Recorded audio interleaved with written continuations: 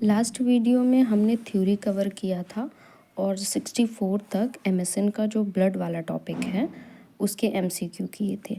Next हमको MCQ start करना था इम्यूनिटी और इम्यूनोग्लोबिन से और हमने इम्यूनोग्लोबिन की थ्योरी को कवर कर लिया था। लेकिन एमसीक्यू करने के पहले हम एक बार फिर से इसकी थ्योरी को देख लेते हैं। ठीक है, तो इम्यूनोग्लोबिन क्या होते हैं? इम्यूनोग्लोबिन ग्लाइकोप्रोटीन्स होते हैं। 5 तरह के हमारे बॉडी में इम्यूनोग्लोबिन पाए जाते हैं। आईजीजी, आईजीए, एमडीई, गम डे करके इसे याद कर सकते हैं। जिसमें से आईजीजी सबसे ज़्यादा प्लेसेंटा को क्रॉस करता है। आईजीए सबको पता है ब्रेस्ट मिल्क में अबंडेंट में पाया जाता है। आईजीएम इन्फेक्शन में सबसे पहले बनता है। तो आईजीएम क्या होता है? ऐसा ग्लाइकोप्रोटीन होता है जो सबसे बड़ा होता है, इन पांचों में सबसे बड़ा होता है, हैवी मॉलिक्यूल होता है, इसीलिए इसको मिलेनियर मॉलिक्यूल बोलते हैं।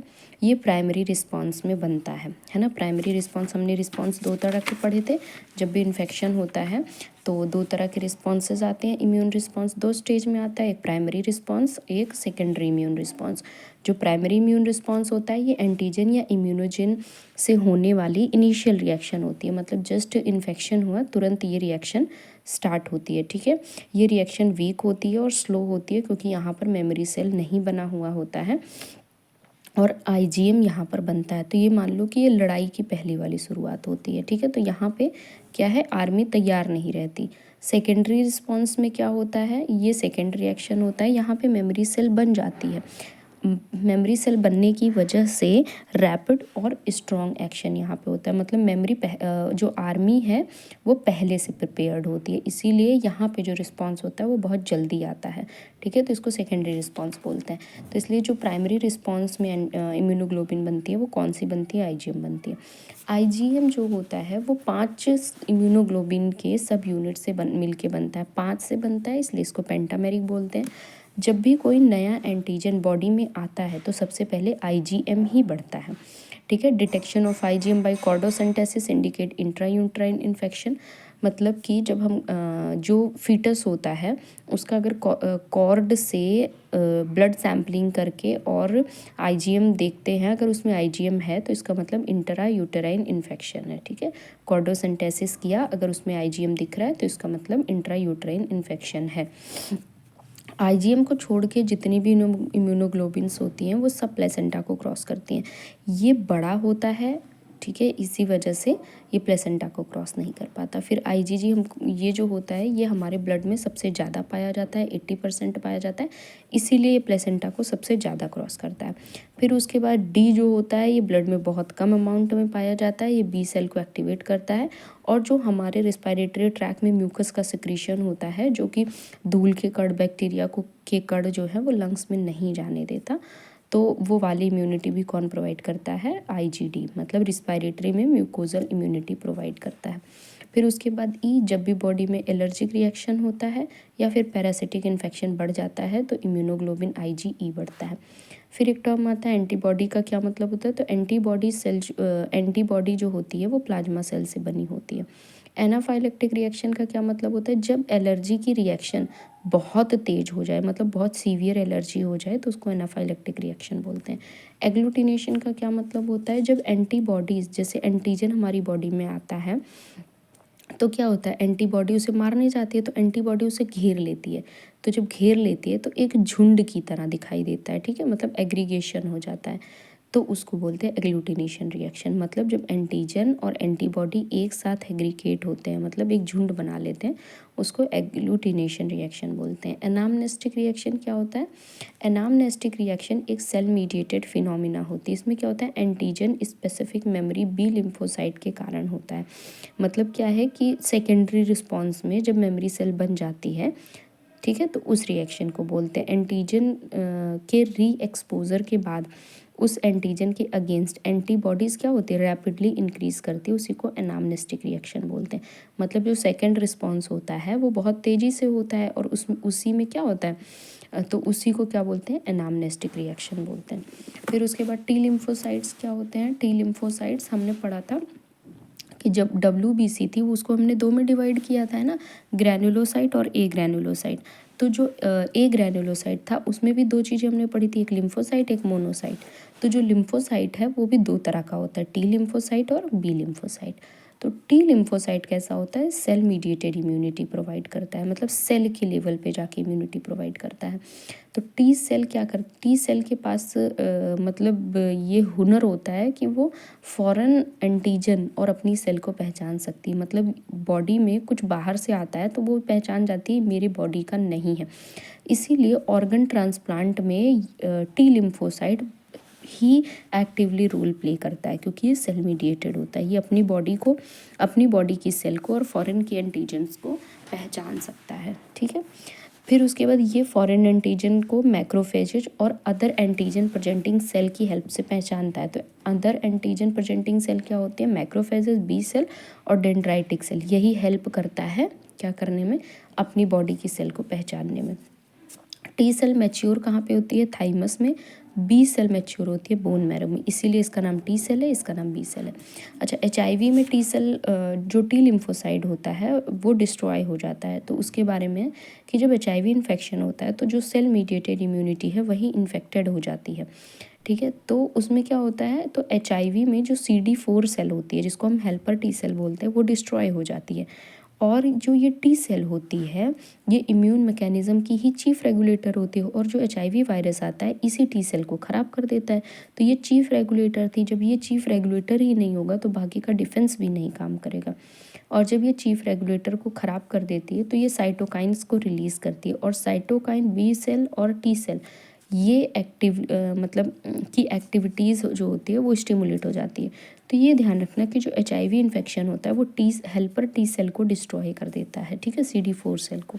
और CD4 सेल ही चीफ रेगुलेटर थी, अगर ये चीफ रेगुलेटर ही ख़राब हो जाएगी तो पूरा डिफेंस मैकेनिज्म ख़राब हो जाएगा, डिफेंस सिस्टम ख़राब हो जाएगा।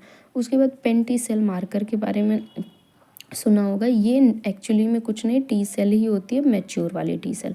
मैच्योर टी सेल को क्या बोलते हैं हम, पैन टी सेल मार्कर। जैसे पीछे हमने पढ़ा था कि ओल्ड न्यूट्रोफिल्स को PMNL बोलते थे, ऐसे ही जो मैच्योर टी सेल होती है उसको क्या बोलते हैं, पैन टी सेल मार्कर। ठीक है, ये मार्कर कौन से होते हैं, 2, 3, 5 और 7, 2, 3, 5 और 7। फिर सुपर एंटीजन क्या होता है, जब भी कोई ऐसा एंटीजन बॉडी में आ जाए जो टी सेल को बहुत ज़्यादा नंबर में बढ़ा दे उसको बोलते हैं सुपर एंटीजन। फिर B lymphocyte, T lymphocyte cell mediated immunity provide कर रहा था और बी लिम्फोसाइड प्रोवाइड करता है humoral immunity. Humoral immunity response की विशेषता ये होती है कि ये स्पेसिफिक एंटीजन के लिए स्पेसिफिक एंटीबॉडी बनाता है। जैसे टीबी का बैक्टीरिया आया तो टीबी को मारने के लिए, टीबी के बैक्टीरिया को मारने के लिए स्पेशली टीबी को मारने वाला ही एंटीबॉडी बना होगा। ठीक है, डिप्थीरिया को मारने के लिए डिप्थीरिया का ही स्पेशली एंटीबॉडी बना होगा, वो दूसरे को नहीं मार सकता, कि जैसे डिप्थीरिया वाला टीबी को नहीं मार सकता, टीबी वाला डिप्थीरिया को नहीं मार सकता।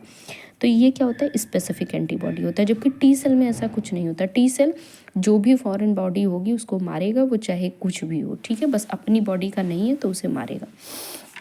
तो ये होता है बी सेल। उसके बाद इम्यूनिटी देखा जाए तो इम्यूनिटी हमारे पास 2 तरह की होती है, एक होती है इन्नेट इम्यूनिटी जो जन्म से ही हमारे पास होती है, और दूसरी होती है एक्वायर्ड इम्यूनिटी जो जन्म के बाद हम अपनी लाइफ में एक्वायर करते हैं, इसीलिए इसको एक्सटर्नल एडमिनिस्टर बोलते हैं। इन्नेट इम्यूनिटी में आता है NK सेल्स, ठीक है, ये जन्म से ही प्रेजेंट होती हैं, जेनेटिक मेकअप पे ही डिपेंड करती है। फिर उसके बाद एक्वायर्ड में 2 आता है, एक्टिव पैसिव। पैसिव को ऐसे करके याद रखना, रेडीमेड मतलब पहले से जो बना हुआ हो वही बॉडी में डाल दिया जाए, ठीक है, तो वो क्या है, पैसिव हो जाएगी। फिर एक्टिव पैसिव भी 2 तरह के होते हैं, नेचुरल और आर्टिफिशियल। ठीक है, ये भी नेचुरल आर्टिफिशियल। अब नेचुरल में देखो, जब क्या होता है, हमको बीमारी पहले से हो जाती है, ठीक है, जैसे प्राइमरी रिस्पांस और सेकेंडरी रिस्पांस हमने पढ़ा था, बीमारी हमें पहले से हो जाती है तो उसके अगेंस्ट हमारी बॉडी में, तो उस समय तो धीरे धीरे हम ठीक होते हैं, लेकिन उसका मेमोरी सेल हमारे में बन जाता है कि अब दोबारा ये इन्फेक्शन हुआ तो आराम से बॉडी उसको मार देगी। ठीक, तो अगर हमको नेचुरली डिजीज़ हो जाए, कोई बीमारी हो जाए, उसके अगेंस्ट एंटीबॉडीज़ बनी रहे और बाद में दोबारा वो इन्फेक्शन हो तो उसके लिए बॉडी जल्दी से लड़ाई कर ले, ठीक है, जल्दी से उस एंटीजन को ख़त्म कर दे, तो उसे बोलते हैं नेचुरल एक्टिव एक्वायर्ड इम्यूनिटी। फिर उसके बाद अब वैक्सीनेशन के बारे में हमको पता है, हम क्या करते हैं, उसमें जो जर्म्स होते हैं, जो बैक्टीरिया या वायरस होते हैं, उसको कमज़ोर करके डाल देते हैं कि मतलब वो इतना कमज़ोर होता है कि बीमारी तो नहीं कर सकता, लेकिन हमारी बॉडी उसे देखती है तो उसे तो यही लगता है ये जर्म है, तो क्या करती है बॉडी एंटीबॉडी बनाती है उसके लिए, और वो एंटीबॉडी हमेशा से स्टोर होती है। तब जब सच में इन्फेक्शन होता है जैसे डिप्थीरिया, BCG या फिर मम्स का, तो क्या करेगी बॉडी, अब बॉडी के पास पहले से आर्मी तैयार है, पहले से एंटीबॉडीज़ तैयार है, वो उसे मार देगी। तो ये क्या हुआ, इसमें हमने बीमारी का जो मतलब जो बीमार करने वाले जर्म्स थे उसको कमज़ोर करके डाल दिया ताकि मेमोरी सेल बन जाए। तो इसीलिए इसको क्या बोलेंगे, आर्टिफिशियल, क्योंकि हम इसे आर्टिफिशियली जनरेट कर रहे हैं, हम दे रहे हैं ना इसको।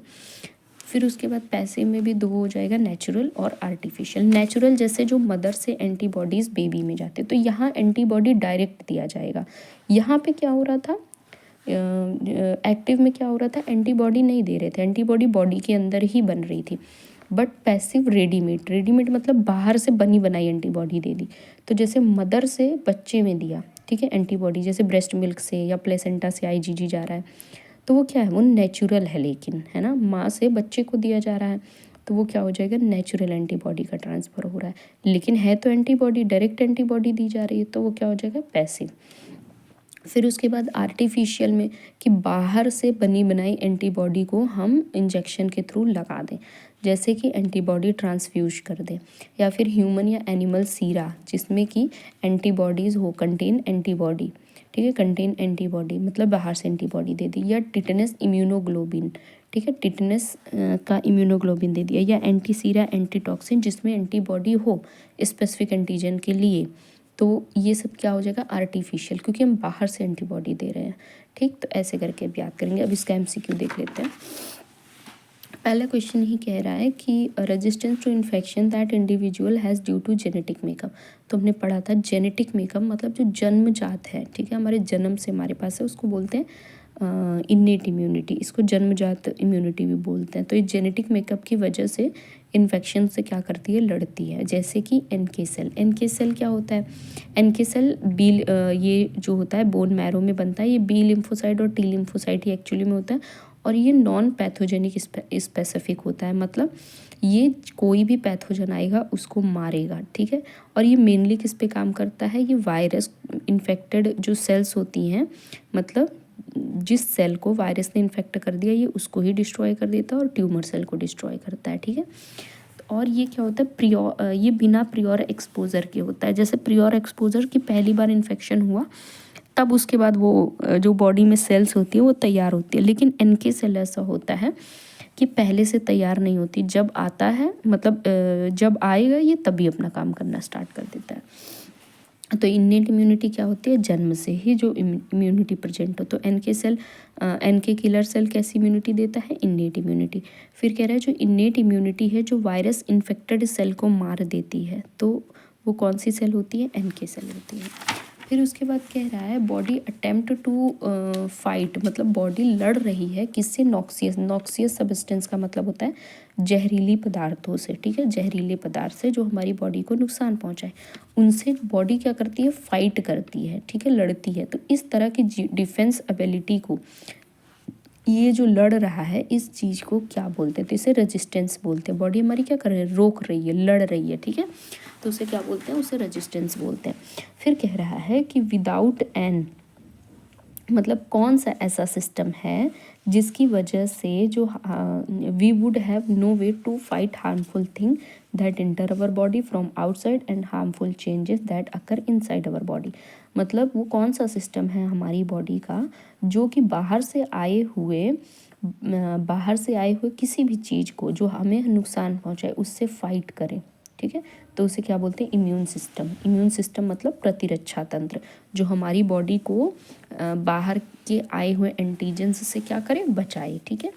फिर उसके बाद कह रहा है एबिलिटी मतलब योग्यता।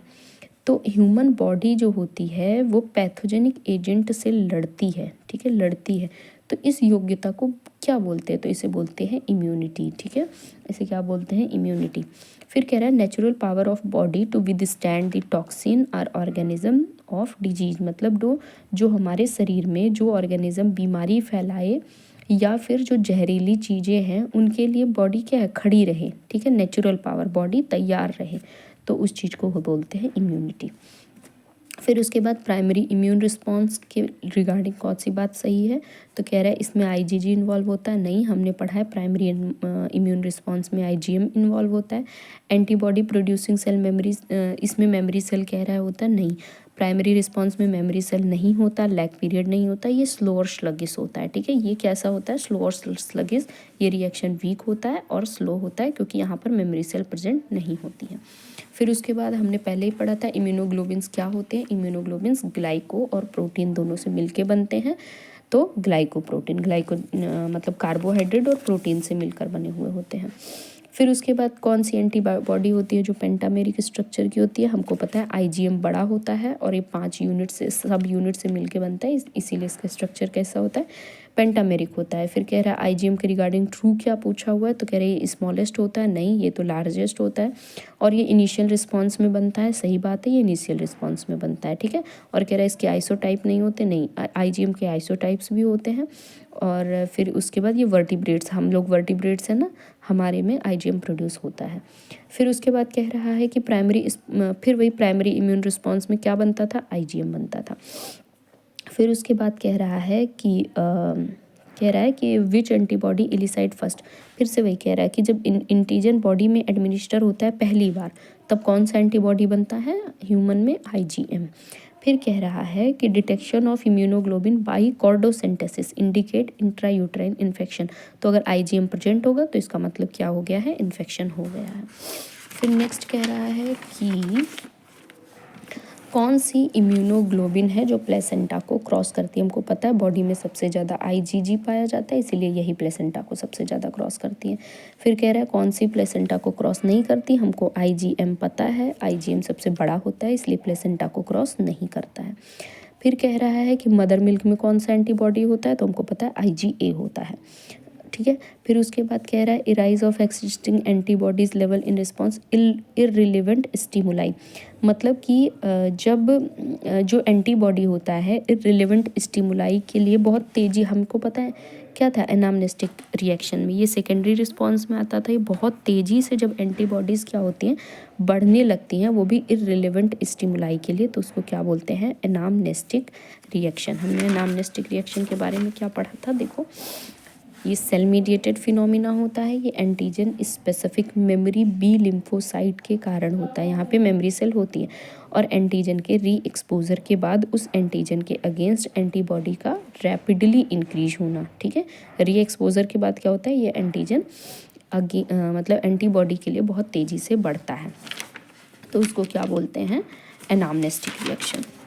तो anamnestic reaction, rise of existing antibody, मतलब पहले से जो एंटीबॉडी है लेवल इन इररिलेवेंट स्टिमुलस, उसी का बहुत फिर से बढ़ जाना, तो क्या है, एनामनेस्टिक रिएक्शन। फिर उसके बाद थाइमस रिलेटेड टी सेल कौन सी होती है, तो हमें पता है टी सेल जो होती है थाइमस में मैच्योर होती है और ये अपनी बॉडी को पहचानती है, अपनी बॉडी की हर एक सेल को क्या करती है, पहचानती है। फिर उसके बाद कह रहा है एपीएस में कौन कौन सी सेल थी, तो हमको पता है मैक्रोफेजेस था, डेंड्राइटिक सेल था और बी सेल था। फिर टी लिम्फोसाइट में तो ये सेलुलर मीडिएटेड इम्यूनिटी देती है, मतलब ये सेलुलर लेवल पे जाके इम्यूनिटी देती है, नॉन स्पेसिफिक होती है, ये सारे एंटीजन को मार देती है, ये हम पढ़ चुके हैं। फिर टी सेल मैच्योर कहाँ पर होती है, थाइमस, इसीलिए इसका नाम ही टी सेल है। फिर सेल मीडिएटेड इम्यूनिटी कौन प्रोवाइड करती है, टी सेल। एंटीबॉडीज़ कहाँ पे बनते हैं, एंटीबॉडी को कौन बनाता है, प्लाज्मा सेल्स बनाती हैं। ठीक है, कौन बनाता है एंटीबॉडीज़ को, प्लाज्मा सेल बनाती है। फिर बी लिम्फोसाइट के रिगार्डिंग कौन सी बात सही नहीं है, ये पूछा है। कह रहा है कि responsible for production of glycoprotein, कह रहा है कि ये इम्यूनोग्लोबिन्स को बनाती है। नहीं, इम्यूनोग्लोबिन्स को कौन बनाता है, जो एंटीबॉडीज़ होती है उसे कौन बनाता है, प्लाज्मा सेल बनाती है। फिर ये ह्यूमरल इम्यूनिटी प्रोवाइड करती है, तो ये बात सही है। और रिस्पॉन्सिबल फॉर प्रोडक्शन, हाँ, जो इम्यूनोग्लोबिन ये प्लाज्मा सेल से बनती है और ये बी लिम्फोसाइट भी तो इम्यूनोग्लोबिन ही होती है ना, तो ये बात भी सही है। और ये ह्यूमरल इम्यूनिटी प्रोवाइड करती है, ये बात भी सही है। ये बोन मैरो में मैच्योर होती है, इसीलिए इसका नाम बी लिम्फोसाइट होता है, ये बात भी सही है। ये सेलुलर इम्यूनिटी नहीं प्रोवाइड करती, cellular immunity T cell provide करती है। फिर उसके बाद ह्यूमरल इम्यूनिटी कौन प्रोवाइड करता है, बी लिम्फोसाइट। फिर उसके बाद है humoral immunity is mediated by B lymphocyte. Humoral immunity response characterised by production of antigen specific antibody. हमको पता है स्पेसिफिक एंटीजन के लिए स्पेसिफिक एंटीबॉडी कौन बनाता है, ह्यूमरल इम्यूनिटी। ठीक, ह्यूमरल इम्यूनिटी। फिर कह रहा है HIV इन्फेक्शन में क्या अफेक्टेड हो जाता है, तो टी सेल, और टी सेल क्या है, सेलुलर इम्यूनिटी प्रोवाइड करता है। तो HIV इन्फेक्शन में सेलुलर इम्यूनिटी ही क्या हो जाती है, अफेक्ट हो जाती है। फिर उसके बाद इम्यून मैकेनिज्म का जो चीफ रेगुलेटर होता है, हम पहले ही पढ़ चुके हैं, हेल्पर टी सेल क्या होता है, चीफ रेगुलेटर होता है। हेल्पर सेल क्या है, टी सेल ही है। फिर उसके बाद सुपर एंटीजन के बारे में भी हम पढ़ चुके हैं। सुपर एंटीजन क्या होता है, वो एंटीजन जो टी सेल को बहुत लार्ज नंबर में बढ़ा दे, उसको सुपर एंटीजन बोलते हैं। फिर पैन टी सेल मार्कर कौन सा हमने पढ़ा था, 2, 3, 5, 7, ठीक है, 2, 3, 5, 7 क्या होते हैं, पैन टी सेल मार्कर होते हैं। फिर कह रहा है able to make its own antibody by having disease and recovering by vaccination. तो अगर वैक्सीनेशन आ रहा है, ठीक है, वैक्सीनेशन से, तो हमें वैक्सीनेशन से कौन सी इम्यूनिटी मिलेगी, एक्वायर्ड इम्यूनिटी, है ना, एक्वायर्ड मिलेगी। पैसिव तो मिलेगी नहीं, क्योंकि पैसिव में डायरेक्ट एंटीबॉडीज़ दी जाती है, ठीक है। एक्टिव इम्यूनिटी में भी अगर देखा जाए तो ये क्या है, एक्वायर्ड इम्यूनिटी। एक्टिव में इसने स्पेसिफाई नहीं किया है, ठीक है, एक्टिव में इसने स्पेसिफाई नहीं किया है कि नेचुरल है, आर्टिफिशियल है, इसलिए बेटर आंसर क्या हो जाएगा, एक्वायर्ड इम्यूनिटी। फिर नेक्स्ट कह रहा है कि acquired active, which of the following is not the way acquired active immunity का तरीका कौन सा नहीं है। तो जो एक्सपोजर ऑफ डिजीज़, तो सही बात है, वो एक्वायर्ड और एक्टिव इम्यूनिटी का तरीका है।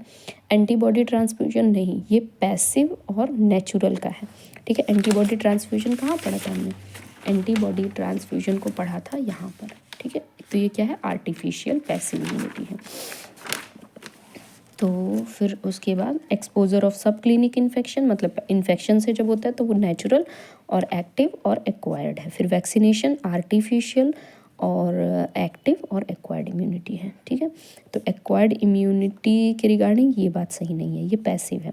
फिर immunity develops exposure of contagious disease, क्योंकि इम्यूनिटी कैसे डेवलप होती है, जब हमको एक्सपोजर ऑफ कंटेजियस डिजीज के कांटेक्ट में आते हैं, मतलब एंटीजन बाहर से आती है, तो क्या होता है, इम्यूनिटी डेवलप होती है।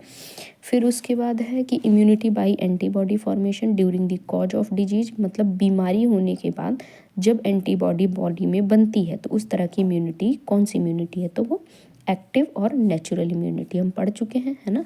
एक्वायर्ड है, एक्वायर्ड में भी कौन सी है, एक्टिव, और एक्टिव में भी कौन सी है, नेचुरल। फिर उसके बाद active immunity is mainly acquired through, तो एक्टिव पूछ रहा है, तो एक्टिव इम्यूनिटी कैसे, अटैक ऑफ डिजीज से होती है ना। एक्टिव इम्यूनिटी नेचुरल ही कैसे होती थी, जब बीमारी हो जाती थी।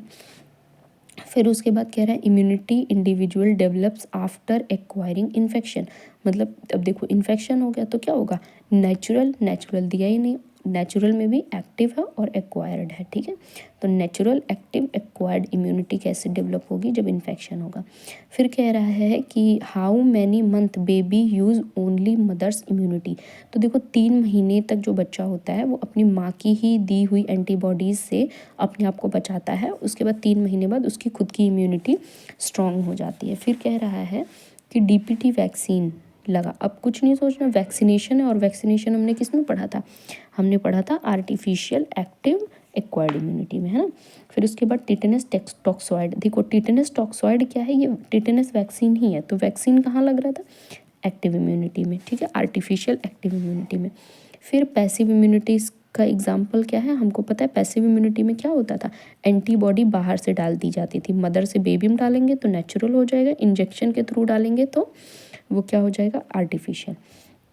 फिर उसके बाद नेक्स्ट कह रहा है कि immunity that transferred from maternal antibody feet, तो हमने पढ़ा था जब मदर से एंटीबॉडी बच्चे में जाएगी, चाहे ब्रेस्ट मिल्क से जाए चाहे प्लेसेंटा से जाए, तो वो क्या होगा, एक तो पैसिव है, मतलब बाहर से ही मिल रहा है ना, और नेचुरल है, तो नेचुरल और पैसिव हो जाएगा, नेचुरल नहीं दिया है, पैसिव है। फिर उसके बाद कह रहा है कि इम्यूनिटी अगर naturally through transfer immunoglobulin across the, फिर से वही प्लेसेंटा से जा रहा है, मतलब मदर से बेबी से जा रहा है, तो नेचुरली और पैसिव, क्योंकि बनी बनाई एंटीबॉडी दी जा रही है ना, बनी बनाई का मतलब पैसिव हो जाएगा, ठीक है, और एक्वायर्ड है। फिर उसके बाद कह रहा है passive immunity to the infant exception पूछा है यहाँ, पैसिव इम्यूनिटी बच्चे को कब नहीं प्रोवाइड होगा। तो डेवलपमेंट ऑफ डिजीज़ ये क्या है, ये नेचुरल और एक्टिव हो जाएगा। फिर कह रहा है फिर से वही मदर मिल्क से बच्चे को ट्रांसफ़र हो रहा है, तो मदर मिल्क से हो रहा है तो इसका मतलब पैसिव है, ठीक है। तो पैसिव यहाँ है, यहाँ है, पैसिव है, और कौन सा हो जाएगा, एक्वायर्ड हो जाएगा, और नेचुरली क्योंकि मदर से बच्चे को मिल रहा है। फिर उसके बाद पैसिव इम्यूनाइजेशन का एग्जांपल पूछा है, तो पैसिव हमको पता है रेडीमेड जो बाहर से दिया जाए, तो उसमें क्या होता है, एनिमल और ह्यूमन सीरा। फिर उसके बाद पैसिव इम्यूनिटी के बारे में पूछ रहा है, तो इम्यूनोग्लोबिन डायरेक्ट लगा दो तो क्या हो जाएगा, वो पैसिव इम्यूनिटी हो जाएगी।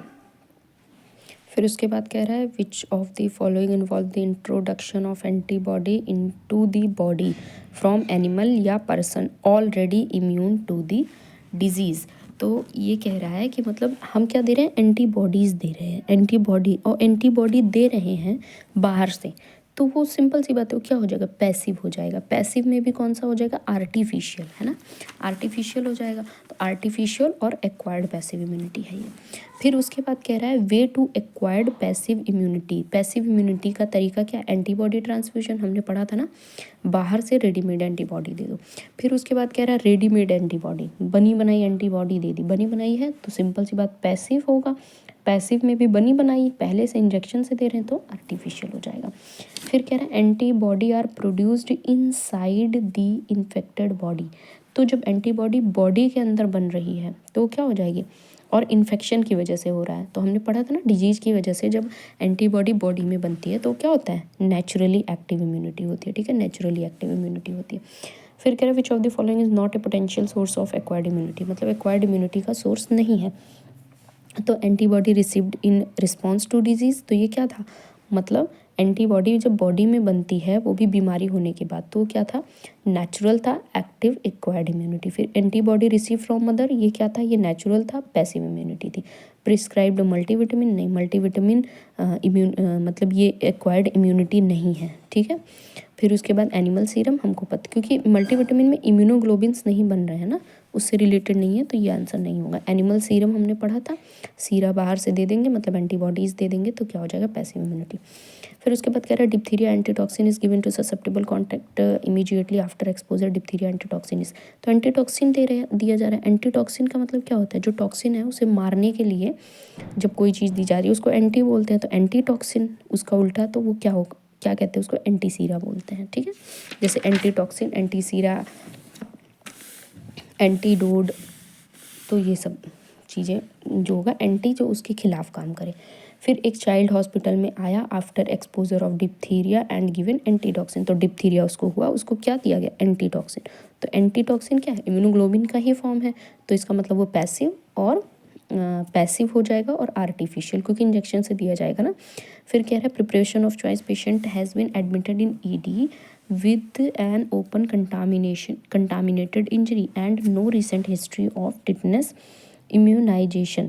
कह रहा है कि एक पेशेंट आया इमरजेंसी डिपार्टमेंट में और उसको कंटामिनेटेड इंजरी है, तो हमको पता है कि जब इंजरी होती है तो टिटनेस का टीका लगता है ना, तो टिटनेस का उसको इम्यूनाइजेशन नहीं है, ठीक है, ये हिस्ट्री है। तो हम क्या करेंगे, उसको इम्यूनोग्लोबिन बाहर से दे देंगे क्योंकि अब वैक्सीन तो करवा नहीं सकते, तो अब क्या देंगे उसको, एंटीटॉक्सिन देंगे, ठीक है। तो क्या दे देंगे, टिटनेस एंटीटॉक्सिन, ये चीज़ याद रखना, टिटनेस एंटीटॉक्सिन देंगे। फिर उसके बाद नेक्स्ट है कि मुझे इस क्वेश्चन में थोड़ा सा डाउट है, तो ये एक बार आप लोग इसको वेरीफाई कर लेना, ठीक है। फिर उसके बाद है type of immunity that occurs when the vaccination of A portion of population provide protection unprotected individuals. होता क्या है कि जब किसी पॉपुलेशन, जैसे हमको पता है एक इंडिविजुअल है तो उसके पास इम्यूनिटी होती है लेकिन बीमारी के खिलाफ, है ना, एक इंडिविजुअल है उसके पास लड़ने की क्षमता होती है, प्रतिरक्षा तंत्र उसका एक्टिवेट होता है किसी बीमारी के खिलाफ।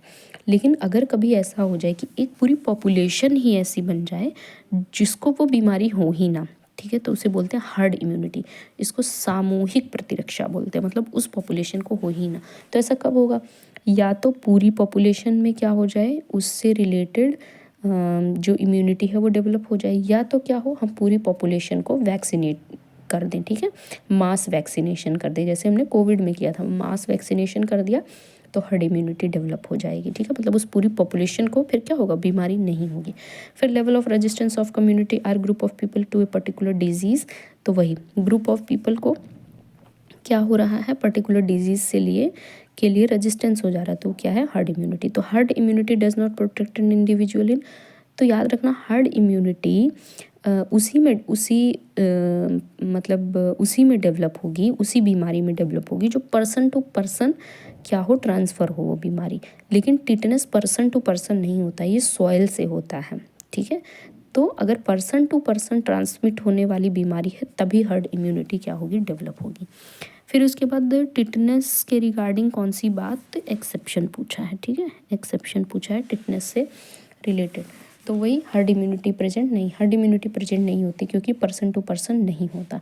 फिर कह रहा है कि जो बूढ़े लोग होते हैं उनको इन्फेक्शन का खतरा इतना ज़्यादा क्यों होता है, क्योंकि उनका जो इम्यून फंक्शन होता है वो डिक्लाइन हो जाता है, इम्यून फंक्शन कम हो जाता है, उनका इम्यून सिस्टम ठीक से काम नहीं करता, इसीलिए उन्हें इन्फेक्शन का खतरा बढ़ जाता है, ठीक है। तो ये वाला कंप्लीट हो गया। नेक्स्ट वाले में हम देखेंगे प्लेटलेट से।